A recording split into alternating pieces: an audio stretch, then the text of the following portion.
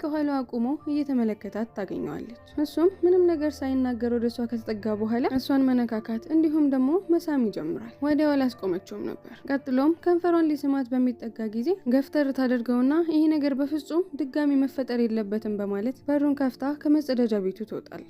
ማታም ላይ ቤቷ ገብታ ከባሏ ጎን እንደተኛች የምታስበው ነገር ግን ስለ ቤኒ ብቻ ነበር። በቀጣይ ቀን ተማሪዎች ሁሉ ፈተናቸውን ይዘው ሁሉም ወረቀታቸው ላይ ተደፍተው እየሰሩ የነበረ ቢሆንም ነገር ግን ቤኒ ፈተናውን ትቶ እሷ ላይ ብቻ ነበር ማፍጠጥ ስራው አድርጎ ያዘው። በተናደደ አይን በማየት ልታስጠነቅቀው ብትሞክርም ነገር ግን እሷ ላይ ማፍጠጡን የማቆም ሀሳብ ራሱ ያለው አይመስልም። እየወጣችም እያለ ከጎኗ መጥቶ ትከሻውን በትከሻዋ ነካ ያደርገውና ላገኘሽ ፈልጋለሁ ሲል ይነግራታል። እሷም ወደ አንድ ኮርነር ይዛው ትሄድና ምን እያደረግክ ነው? በእኔና ባንተ መካከል የተፈጠረው ነገር በፍጹም ሊፈጠር የማይገባው ነገር ነው። ያደረግነውን ነገር እንዲሁም ደግሞ እኔንም መርሳኝ ድጋሚ በፍጹም ሊፈጠር የማይገባውና የማይችል ነገር ነው በማለት ስትነግረው እሱ ግን ምንም ቃል ሳይተነፍስ ዝም ብሎ ነበር የሚመለከታት። ይቅርታ አድርግልኝ በማለት አንገቷን ድፍት አድርጋ ከዛ ቦታ ትሄዳለች። የሚጎበኙበት ቦታ በመሄድ ስዕሎቹን ቀስ እያለች በምትመለከትበት ጊዜ ከጀርባዋ ሆኖ የሆነ ሰው እየተመለከታት እንደሆነ ይሰማታል። ዞር ስትል ከቅርብ ርቀት ሆኖ ቤኒ እየተመለከታት ታየዋለች። በጣም ስለደነገጠች ከዛ ቦታ በቻለችው ፍጥነት በሙሉ